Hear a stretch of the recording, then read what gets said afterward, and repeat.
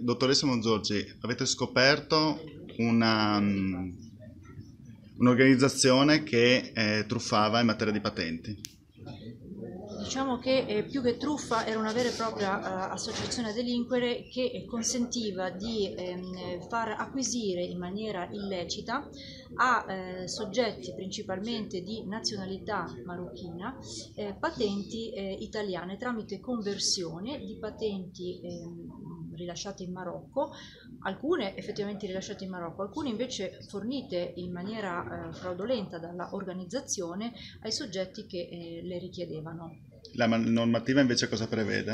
Allora, la normativa prevede che sia possibile effettuare la conversione della patente marocchina in patente italiana senza esami per coloro che sono residenti in Italia da meno di 4 anni e questa invece organizzazione consentiva di fornire o patenti false o certificati falsificati di residenza a soggetti che quindi non avevano i requisiti per ottenere la conversione e che pertanto ottenevano in maniera fraudolenta queste patenti.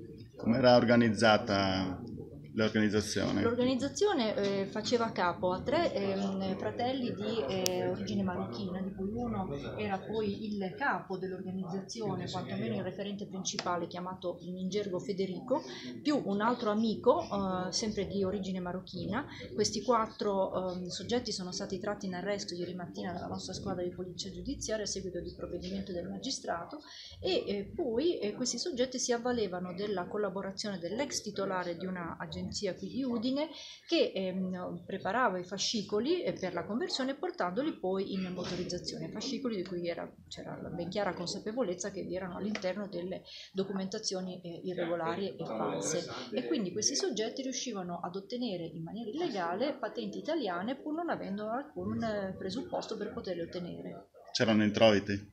Gli introiti c'erano sicuramente in quanto, poiché una pratica normalmente di conversione ha un costo che si aggira intorno ai 200 euro, in questi casi venivano pagati tra i 1.500, 2.000, addirittura 2.500 euro per singola pratica di conversione, quindi l'introito per l'organizzazione sicuramente era alto. Bilancio dei denunciati? Sono 112 persone denunciate a piede libero, cioè tutti coloro che hanno ottenuto in maniera irregolare la patente italiana pur non avendo i presupposti, 4 persone sottoposte agli arresti e già in carcere a Padova, in quanto residenti nella provincia di Padova, e la ex titolare dell'agenzia ai domiciliari. Viene accusata di vera e propria connivenza, diversamente da altre 2 o 3 agenzie che sono state coinvolte in queste pratiche in maniera marginale. Sì, fa proprio parte dell'organizzazione e dell'associazione delinquenti. Ha avuto dei precedenti? Sì.